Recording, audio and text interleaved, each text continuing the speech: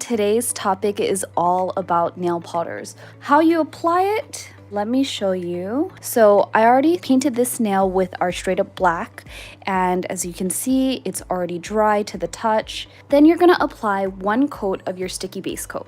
We're gonna let our sticky base dry. Next, you're gonna need a stamper.